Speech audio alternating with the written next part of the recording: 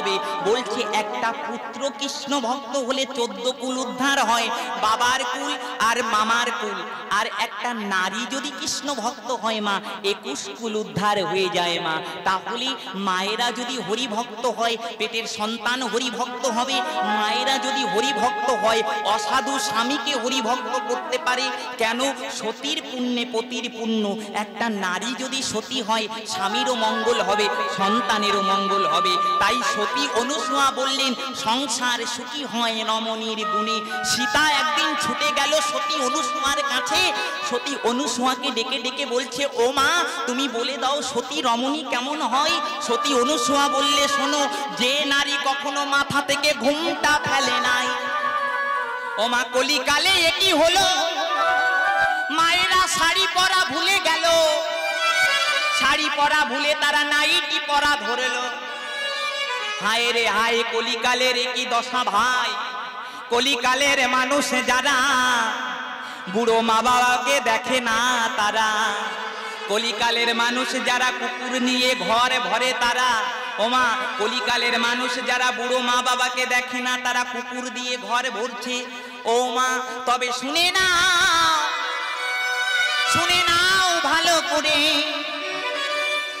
নারী যদি সতী হয়, স্বামীর অকাল মৃত্যু হয় না। মরা স্বামীকে বাঁচাতে পারে বেহুলা সতী, তিনি মরা স্বামীকে বাঁচালেন লক্ষিন্দরকে। সতী অনুসূয়া তিনি বাঁচালেন তার স্বামীকে। তাই কোনো রমণী যদি মাথায় ঘুমটা দিতে পারে, তাদের সতীত্ব রক্ষা হয় মা, তারে সতী নারী বলে। এখন তো নাইটি পড়েছে, নাইটি পরে কেমন করে ঘুমটা দেবে বলো? এদিকে ভাসুরকে কি বলে? ভাসুরকে কি বলে? দাদা, ও বাবা, এ কল দেখি সব জায়গা। আমার ঠাকুমা বলে কি, শোনো, এখনো আমার ঠাকুমা বেঁচে আছে। আমার ঠাকুমা বলে, আমরা ভাসুরকে দেখলে 10 হাত দূর দিয়ে যেতাম। ভাসুরকে ঠাকুর বলতাম, মাথায় ঘুমটা দিতাম, ভাসুরের ছায়া পানাতাম না। ভাসুরকে দাদা বলা তো দূরের কথা। ওমা, এখনকার বৌমারা ভাসুরের কোলে বসতে পারলে সুখ হয়। সত্যি কথা বলি মা, আমি সব সত্যি বলে দিয়ে যাব, শোনো। আরে বলার নাই। সতী অনুসূয়া সীতাকে বলছে, শোনো সীতা, সেই নারীকে সতী রমণী বলে যে পতির আগে কথা বলে না। এখনকার মায়েরা তো স্বামীর নাম ধরেও ডাকে, নাম ধরেও ডাকে। ও বাবা, ঘুমের ঘরে দুটো একটা দিয়েও দেয়। ও মা, এখানে বোধহয় ওই কল হয়,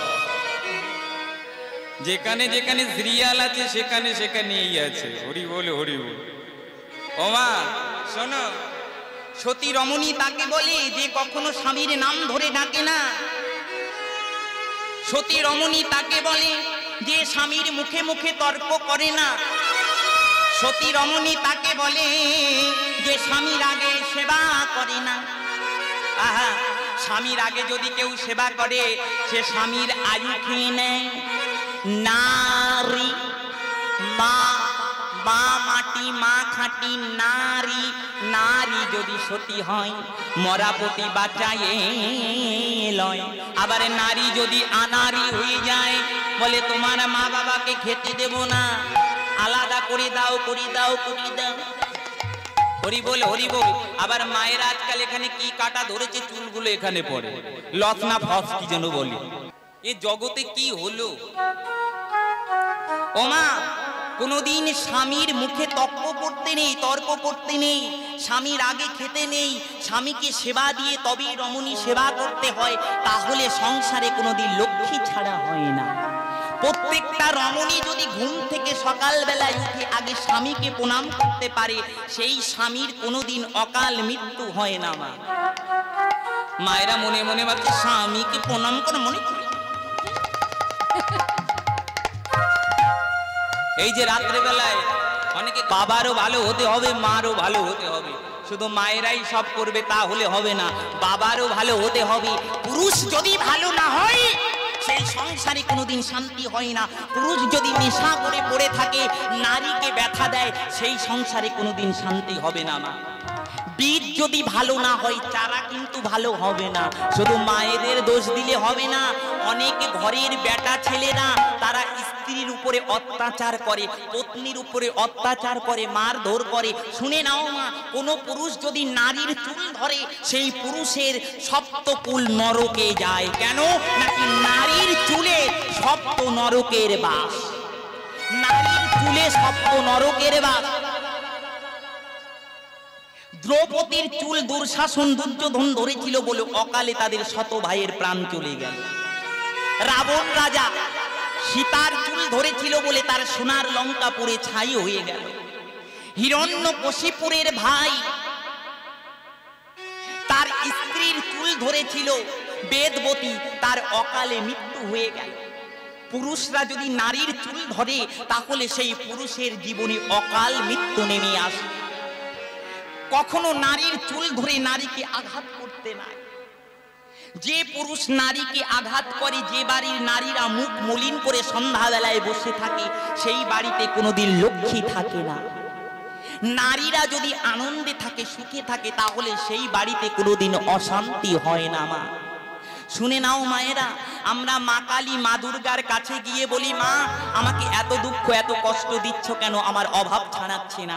শুনে নিন মায়েরা, এক একটি করে প্রত্যেক দিন বাড়িতে লক্ষ্মী 7 বার করে আসে। প্রত্যেকটা মানুষের বাড়িতে, প্রত্যেকটা মানুষের বাড়িতে মা লক্ষ্মী প্রত্যেক দিন 7 বার করে আসে আর 7 বার করে ফিরে যায়। ফিরে যায় কেন?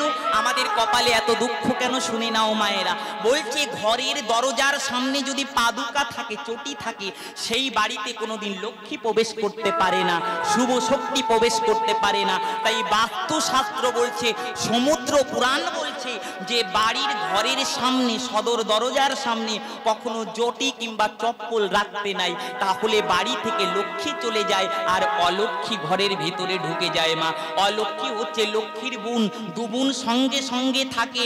যে বাড়িতে লক্ষ্মী থাকে সে বাড়িতে অলক্ষ্মী চলে যায়, আর যে বাড়িতে অলক্ষ্মী থাকে সে বাড়ি থেকে লক্ষ্মী চলে যায়। তাই ঘরের দরজার সম্মুখে কখনো চৌটি কিংবা পাদুকা রাখতে নাই, তাহলে সে বাড়িতে লক্ষ্মী কোনোদিন থাকে না। মা আপনারা কি জানেন? আপনারা জানেন না, যে বাড়িতে সকালবেলায় ঘুম থেকে উঠে ঘরের দরজায় জল না দেওয়া হয় সেই বাড়িতে কোনোদিন রোগ ব্যাধি জ্বালা যন্ত্রণা ছাড়ায় না। কেন? সকালবেলায় ওই ঘরের দরজায় পূর্বপুরুষের আত্মারা বসে থাকে জল পান করবার জন্য। ঘরের রমণীরা যদি সকালবেলায় ঘরের দরজায় জল দিতে পারে, পূর্বপুরুষের আত্মারা জল খেয়ে সন্তুষ্ট হয়ে আশীর্বাদ প্রদান করে সেই গৃহ থেকে চলে যায়। মা, তার প্রমাণ কি? ওমা, যেদিন দশরথ রাজা মারা গেল, রাম তার স্ত্রী সীতাকে নিয়ে বনবাসে গেল, রাম পিণ্ডদান করলো না, করলো সীতা। সীতার পিণ্ডদান খেয়ে কিন্তু দশরথ উদ্ধার হয়ে গেল। তাই ঘরের রমণীরা সকালবেলায় দরজায় জল দিলে তার পূর্বপুরুষের, পিতৃপুরুষের আত্মারা স্বর্গবাসী হয়, তাদের জীবনেও উন্নতি চলে আসে ওই পূর্বপুরুষের আশীর্বাদ পেয়ে। মা, তাই নারীদের সকালবেলায় ঘুম থেকে উঠে পতিকে প্রণাম করে ঘরের দরজায় জল দিয়ে এই পুরুষোত্তম মাসে, এই শ্রাবণ মাসের দিনে যদি তুলসী পরিক্রমা করতে পারে 4 বার, বলছে তার স্বামীর অকাল মৃত্যু হবে না, হবে না, হবে না। ভগবান আশীর্বাদ করলেন।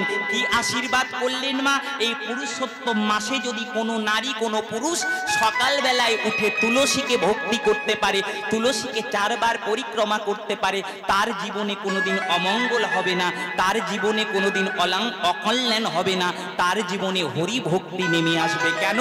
নাকি তুলসী বৃক্ষে আমার গোবিন্দের বাস। মা, তুলসী বন যেখানে বৃন্দাবন সেখানে, আর বৃন্দাবন যেখানে আমার রাধা গোবিন্দ সেখানে। যার বাড়িতে তুলসী বৃক্ষ আছে তার বাড়িতে গোবিন্দ আছে। মা, যে বাড়িতে তুলসী বৃক্ষ ফুলে ফেপে ওঠে সেই বাড়িতে সুখ শান্তিতে পরিপূর্ণ হয়ে যায়, আর যে বাড়িতে তুলসী বৃক্ষ মরে যায়, মা, ঝরে যায়, সেই বাড়িতে গোবিন্দের বাস নাই। মা, তাই নারীরা প্রত্যেক দিন সকালবেলায় কিংবা পুরুষরা প্রত্যেক দিন সকালবেলায় ঘুম থেকে উঠে আগেই যদি তুলসী বৃক্ষ দর্শন করতে পারে তার জীবনে উন্নতি হবেই হবে। মা, ও মা, হরিচন্দনের মৃত্তিকা কাকে বলে? এই শ্রাবণ মাসের দিনে মরা তুলসী গাছ চন্দন পাতায় ঘষে সেই চন্দন যদি কপালে লাগাতে পারো, তোমাকে কোনোদিন সর্পঘাত করবে না, তোমার মাথায় বাজ পড়বে না, তোমার অকাল মৃত্যু হবে না, তোমার অ্যাক্সিডেন্ট হবে না। আরো বলে দেই মা, এই হরিচন্দন অর্থাৎ তুলসী তুলসী গাছের চন্দন ঘষে ঘষে জলে মিশিয়ে যদি স্নান করতে পারো, বলছে গঙ্গা স্নান করবার মতো ফল তোমার প্রাপ্তি হবে। তোমার দেহ থেকে চর্মরোগ চলে যাবে, তোমার দেহ থেকে দুরারোগ্য।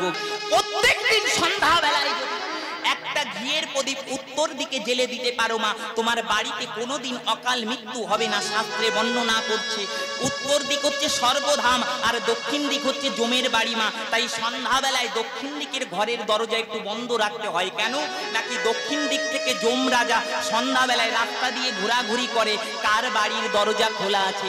যে বাড়ির দরজা দক্ষিণ দিকের সন্ধ্যাবেলায় খোলা থাকে সেই বাড়িতে যম রাজা প্রবেশ করে মা, আর অশান্তি কলহ বাড়ে, তারপরে সেই বাড়িতে অকাল মৃত্যু হয়। তাই সন্ধ্যাবেলায় একটু দক্ষিণ দিকের দরজা জানলা বন্ধ রাখতে হয়। উত্তর দিকে প্রদীপ কেন দেখাবে মা সন্ধ্যাবেলায়? উত্তর দিকে হচ্ছে স্বর্গধাম। ঘিয়ের প্রদীপ যদি উত্তর দিকে দেখাতে পারো, ওই স্বর্গ সুখ তোমার বাড়িতে চলে আসবে। ভগবান আমার অর্জুনকে বলছে, অর্জুন গঙ্গা স্নান করলে পারি মানুষের পাপ কখনো যায় না।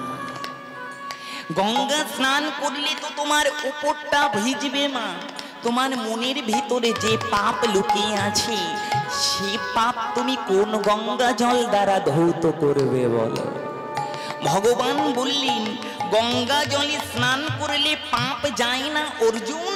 পাপ থেকে মুক্তি পেতে গেলে তুমি বৈষ্ণব সংঘ করো।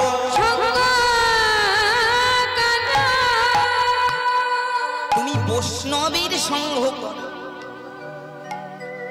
যে পাপ তুমি করেছো গঙ্গা জলে স্নান করলে পারে পাপ যায় না। ওমা তাহলে কত পাপী মানুষ খুন করে জেলের ভিতরে ঢুকে আছে, তাহলে তাদের স্নান করালে তো পাপ চলে যেত। বলছে গঙ্গা স্নান করলে পাপ যায় না। মানুষের বিবেক বৈরাগ্য চেতনা যদি না থাকে, সে বারে বারে গঙ্গা স্নান করলে তার কোনো লাভ হবে না। যদি তার ভিতরে ভক্তি থাকে, ওই টিউবওয়েলের জলের ভিতরে তোমার ভক্তিতে গঙ্গা চলে আসবেই আসবে। তাই বিশ্বাসে মিলাই বস্তু, তর্কে বহুদূর। ও অর্জুন গঙ্গা স্নান করলে পাপ যাবে না, পাপ যেতে পারে যদি তুমি বৈষ্ণবের চরণে ধোয়া জল খেতে পারো। তাই ভগবান হয়ে তিনি ভক্ত সুদামার চরণ ধৌত করে জল খেয়েছিলেন মা, আপনারা সবাই জানেন।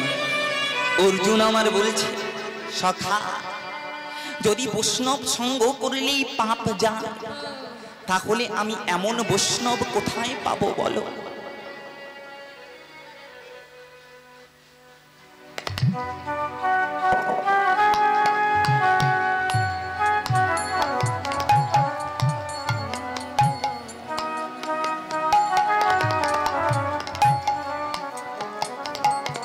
সখা তুমি বলে না আমি এমন বৈষ্ণব কোথায় পাবো যার সঙ্গ করলে আমি পাপ মুক্ত হতে পারবো?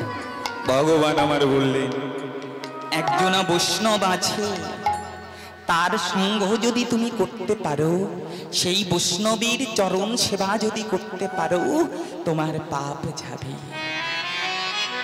অর্জুন আমার বলে ও হে সখা তুমি বলে দাও সেই বৈষ্ণব আমি কোথায় পাবো? ভগবান বললেন বেশি দূর নয়, সেই বৈষ্ণবটা হচ্ছে রুহিদাস মুচি। তার চরণ যদি তুমি সেবা করতে পারো অর্জুন, তুমি পাপ থেকে মুক্তি হতে পারো। অর্জুন আমার বললেন যিনি কিনা মুচির ছেলে, গরুর চামড়া ছুলে জুতো তৈরি করে বিক্রি করে বাজারে, সেই বৈষ্ণবের চরণ ধোয়া জল আমি খাবো? ভগবান বললেন বৈষ্ণব চিনিতে পারে দেবতার সাধ্য নাই। ও অর্জুন ব্রাহ্মণ হয় নবগুণী আর বৈষ্ণব হয় শতগুণী। কখনো বৈষ্ণব চরণে অপরাধ করো না, এই জগতে সমস্ত অপরাধের ক্ষমা হয়। কিন্তু বৈষ্ণব চরণে অপরাধ করলে ভগবানও তাকে ক্ষমা করে না। তাই তুমি ওই রুহিদাসের চরণ যদি সেবা করতে পারো, তোমার পাপ থেকে তুমি মুক্তি পাবে। তাই ভগবানের কথা শুনে অর্জুন আমার চলেছে রুহিদাসের ঘরে মা, কিন্তু মনে ভক্তি হচ্ছে না। ও যে মুচি নিচু জাত, আর আমি ক্ষত্রিয়, আমি ব্রাহ্মণের ছেলে হয়ে ওই মুচির চরণ ধরবো? ওমা, ভগবান সব সইতে পারে। দেখবেন ভক্তের নয়ন জল আর অহংকার সইতে পারে না। যখন অর্জুন অহংকার করি চলেছে রুহিদাসের ঘরে, রুহিদাস আমার গোবিন্দ সেবায় মগ্ন। হে ভগবান,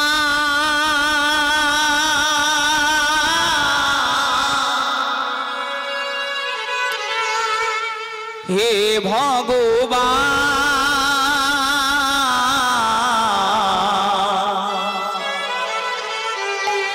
হে ভগবান,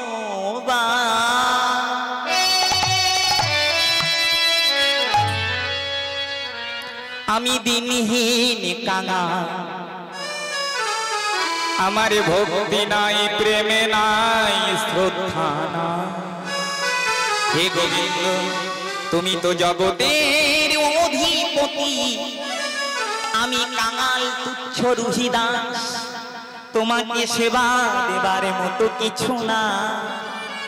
হে প্রভু, তুমি তো আমাকে দিনহীন কাঙাল করেছ, আমার তো তোমাকে বহু মূল্যবান সেবা দেওয়ার ক্ষমতা নেই। তো আমি যা পেরেছি আমি তোমায় সেবা দিলাম, তুমি নিজ গুণে সেবা গ্রহণ করো। যখন রুহিদাস আমার গোবিন্দকে সেবা দিচ্ছে, অর্জুন আমার রুহিদাসের ঘরে গিয়ে বাহির থেকে ডেকে বলছে, রুহিদাস, রুহিদাস, রুহিদাস।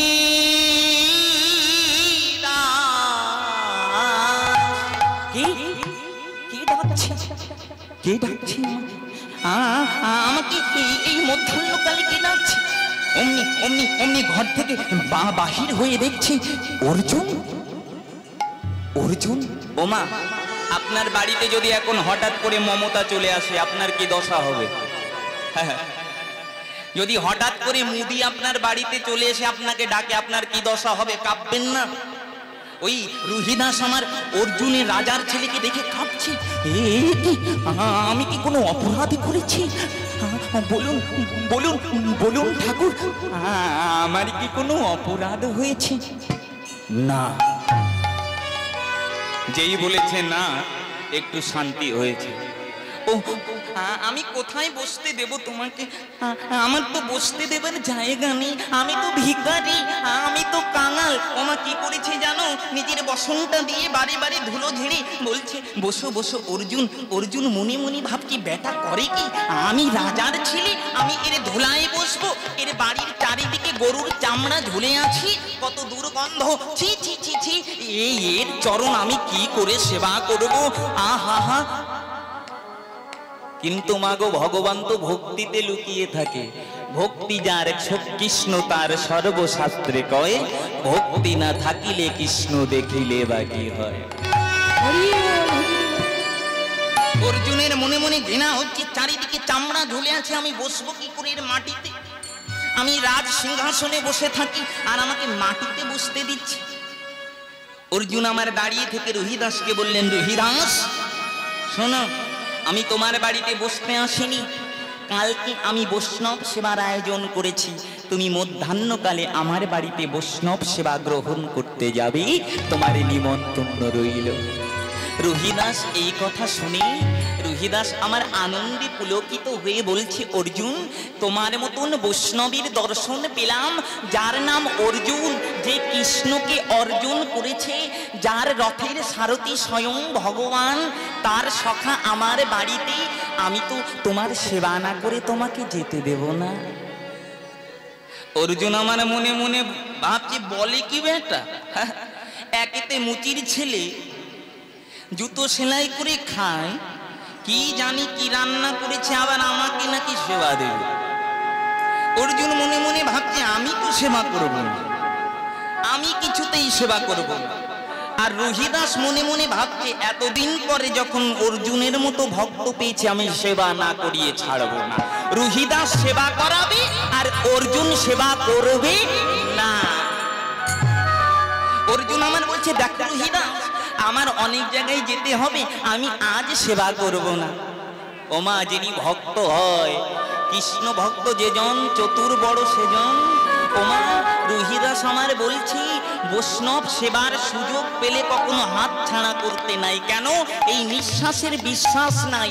পদ্ম পাতার জল করে টলমল, কখন কার চলে যেতে হবে কেউ জানে না। আমি এখন পেয়েছি সুযোগ, আমি যদি বৈষ্ণব সেবা না করি, আমি বৈষ্ণব সেবা থেকে তো বঞ্চিত হয়ে যাব। ও অর্জুন, মধ্যাহ্নকালে যদি গৃহে কোনো বৈষ্ণব আসে, তাকে সেবা না দিলে যে অপরাধ হয়, গৃহের অকল্যাণ হয়। বৈষ্ণব রূপী যে নারায়ণ, আমি তোমার চরণ সেবা না করে আমি তোমাকে যেতে দেব না। শোনো অর্জুন, তুমি যদি আজ আমার গৃহে সেবা না করো, তাহলে কালকে কিন্তু আমি তোমার বাড়িতে সেবা নিতে যাব না। অর্জুন এবার মহা বিপদে পড়ল। হায় রে হায়, এ কি হলো এবার, আমি যদি সেবা না নিই অর্জুনের বাড়িতে যাবে না রুহিদাস। অর্জুন বড় বিপাকে পড়েছে, এখন তো সেবা নিতেই হবে। যখন সেবা নিতেই হবে, অর্জুন আমার বলছি বেশ রুহিদাস, অল্প করে আমাকে একটু সেবা দাও। এবার অর্জুন বলে উঠছে শোনো শোনো, তুমি আমাকে অল্প করে সেবা দেবে, আমার অন্য জায়গায় নিমন্ত্রণ করতে যেতে হবে। এবার রুহিদাস বলছে বেশ, তুমি তো সেবা নেবে অর্জুন, মধ্যাহ্নকালে একটু স্নান করে এসো, আমি তোমার সেবা দেব। এইবার মা কি করেছে, অর্জুন আমার স্নান করতে কোথায় যাবে, গঙ্গা তো নাই। রুহিদাসকে বলছে আমি কোথায় স্নান করব।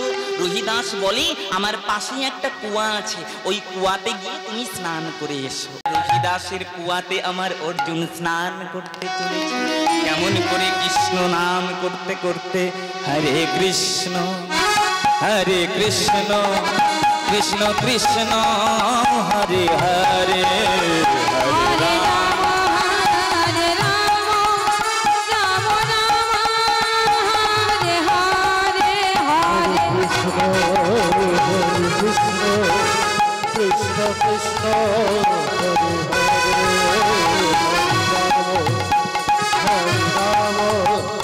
রাম রাম রাম হরে হরে, হরে কৃষ্ণ হরে কৃষ্ণ কৃষ্ণ কৃষ্ণ হরে হরে, হরে রাম হরে রাম, রাম রাম হরে হরে।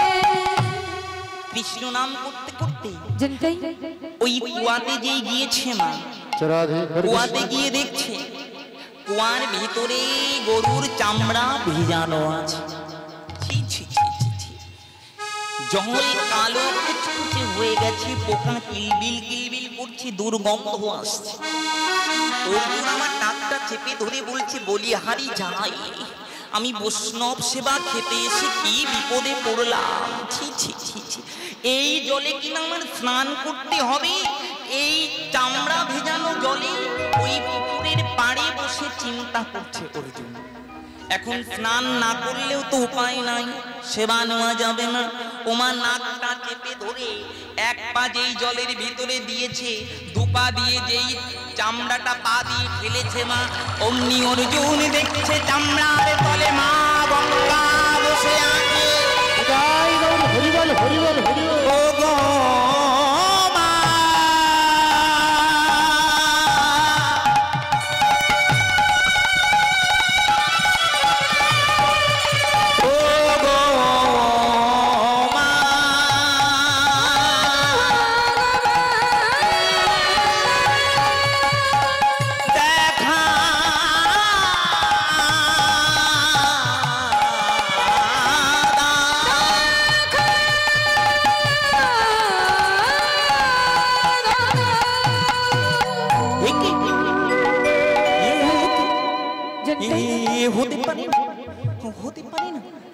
এ কি করে সম্ভব? অর্জুন চামড়ার তলে মা গঙ্গা, আমি যে চামড়ার তলে ঘৃণা করে স্নান করতে গেলাম না, আর সেই চামড়ার তলে স্বয়ং মা গঙ্গা বসে আছে।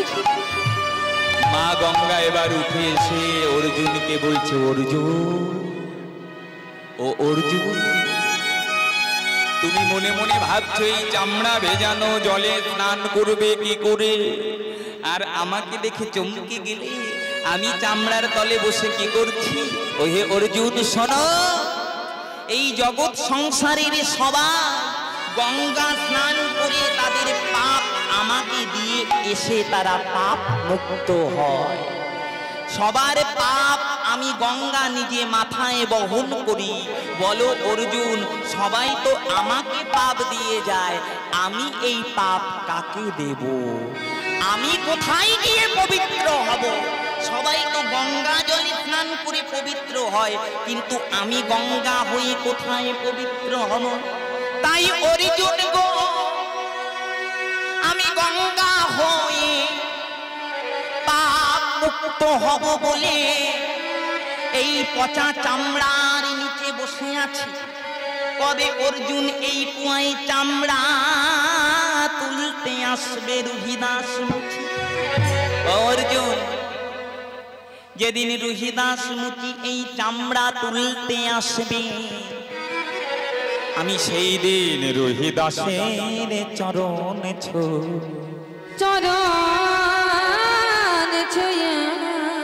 আমি গঙ্গা হয়ে পাপ মুক্ত হব।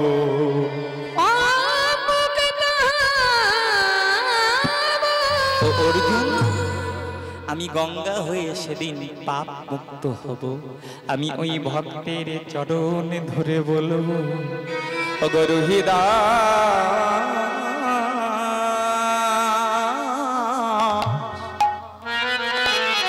তোমার চরণে জানা আমি গঙ্গা হয়ে, ও রুহিদাস দাও দাও তোমার চরণ দুটি আমার মাথায় দাও গো। তোমার চরণ দুটি আমার মাথা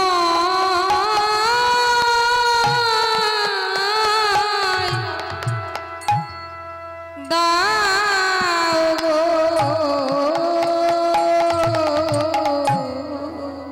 তোমার চরণ দুটি আমার মাথা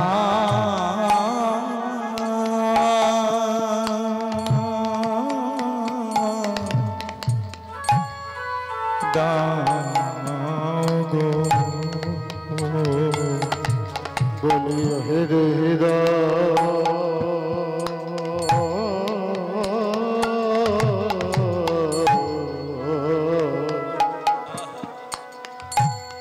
তোমার চরণ দুটি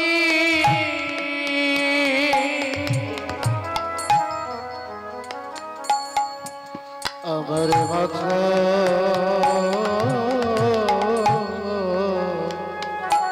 দেব। তোমার চরণ দুটি তোমার চরণ দুটি আমার মাথায়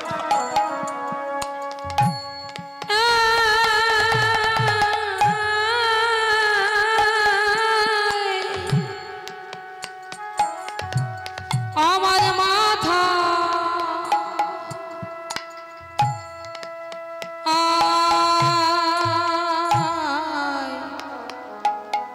মাথায় দাও গো।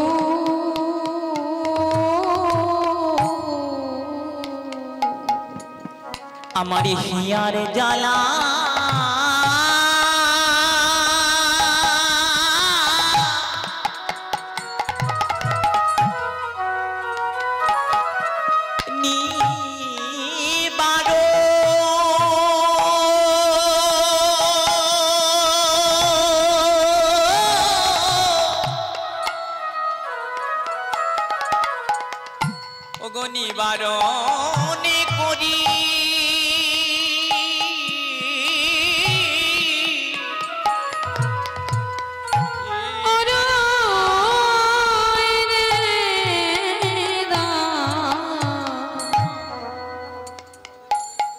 তোমার চরণ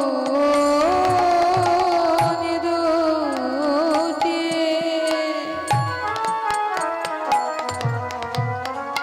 আমার মাথা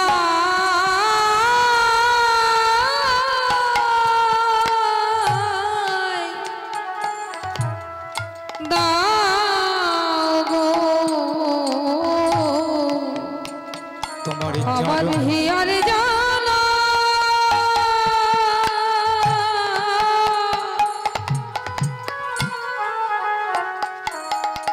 নিবারো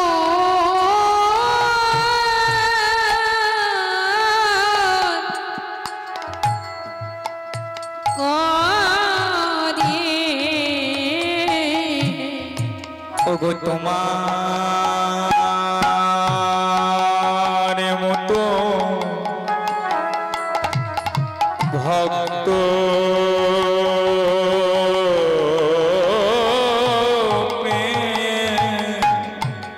আমার হিয়ার জানা নিবারো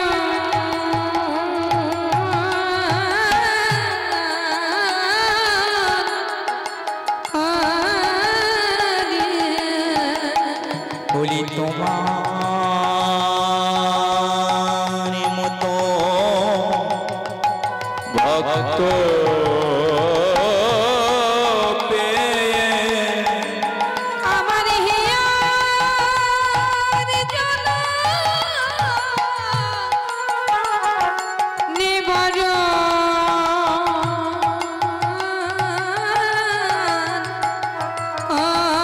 আরিও গো তোমার মতো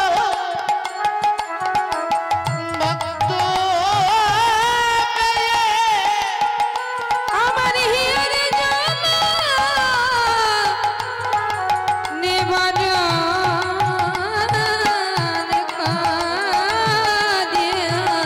বলি পেয়েছি সুযোগ আর হয় কি না রুই দিয়ে দাস দাও দাও তোমার জানা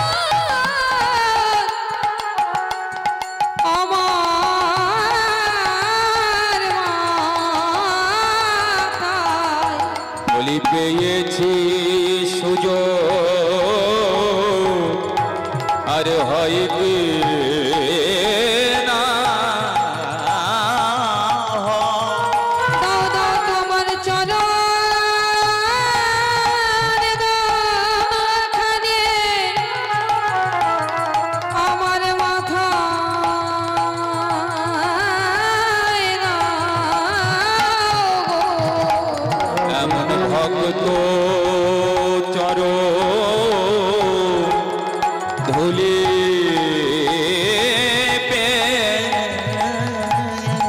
আমার হিয়ার জানা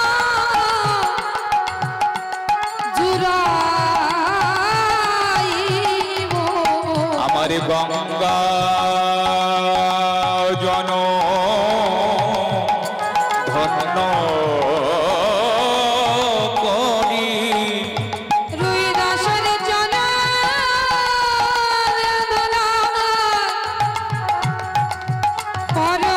পরশ পেয়ে বলিয়ে জীবনে আর হয় কি না হয় গয়ে যাবে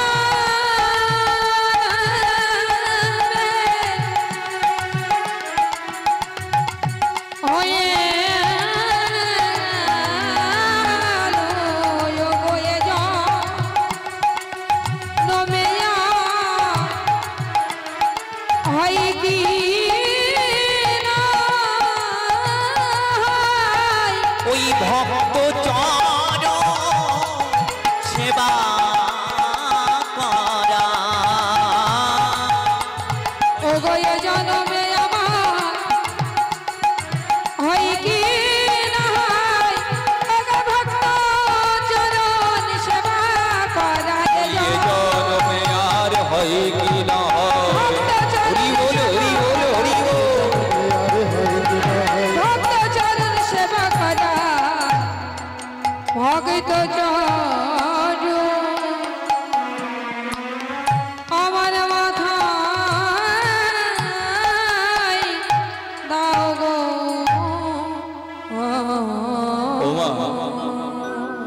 সঙ্গ করলে পারে ভেতরে প্রেমের প্রকাশ ঘটে, ভক্তির প্রকাশ ঘটে।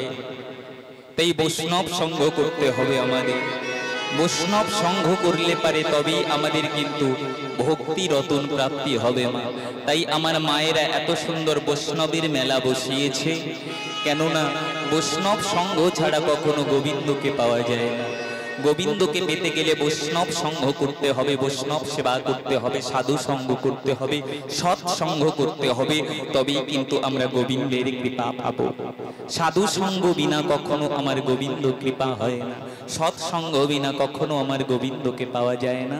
তাই আজ রুহিদাস মুচির চরণ ধরে অর্জুন কেঁদে কেঁদে বলছে, ও হে রুহিদাস, আমি তোমাকে চিনতে ভুল করেছি।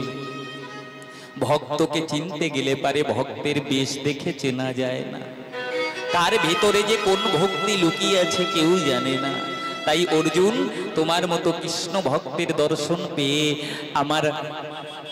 আমার জনম ধন্য হয়ে গেল। রুহিদাসের চরণ ধরে কেঁদে কেঁদে অর্জুন বলছে, অর্জুন যখন বলছে রুহিদাসের চরণ ধরে, হে রুহিদাস, তুমি কৃপা করে আমাকে কৃষ্ণ ভক্তি শিখাই দাও, কেমন করে কৃষ্ণ ভজন করলে আমি তাকে চিনতে পারবো। রুহিদাস আমার বলে উঠলেন, তুমি বৈষ্ণব সঙ্গ করো, আর দীক্ষা না নিলে পারে কখনো গোবিন্দ চেনা যায় না। কেন, স্কুলে না গেলে যেমন পড়াশোনা শেখা যায় না, তেমন গুরু না ধরলে গোবিন্দকে চেনা যায় না। তাই হরি বল, হরি বল, হরি বল। তাই মহাপ্রভু আমার কলিহত জীবকে তরাবেন বলে তিনি দান দেহ বলে ডাকছে। কেমন করে দেখুন, দান দেহ বলি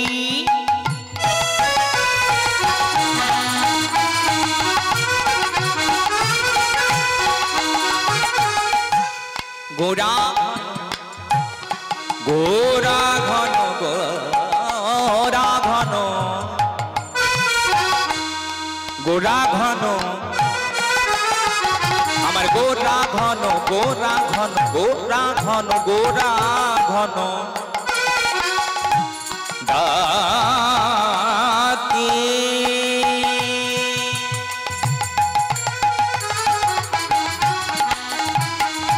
ওগো দানে দেহ দান, দেহ বলি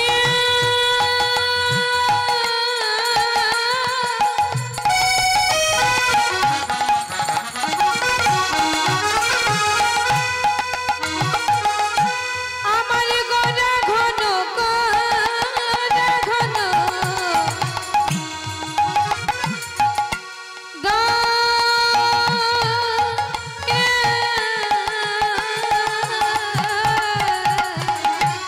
নদিয়া নাগরী সব পড়িল বিপাকে,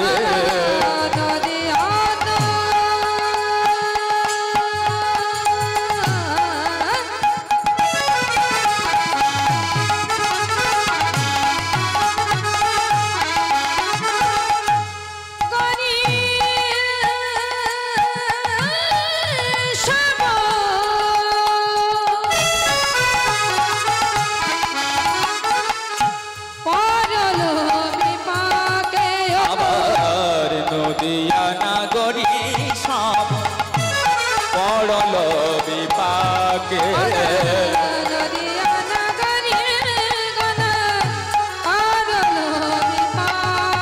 আমার গৌরী রূপে নয়ন দিয়ে, আমার গৌরী রূপে নয়ন দিয়ে, ওগো জাতি কুলমা সবই গেল ওই গৌরী রূপে নয়ন দিয়ে, জাতি কুলমা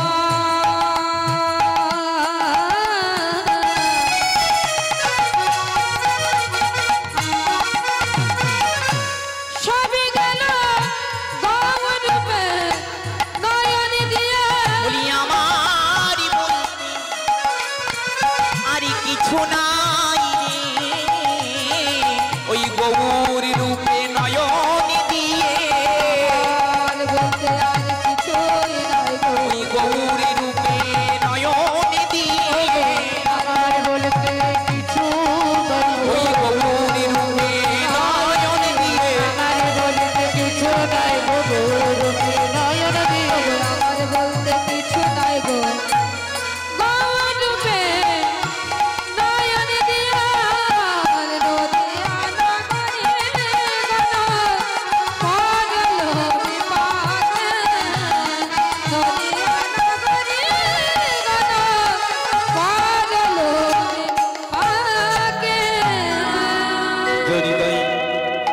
যাই হোক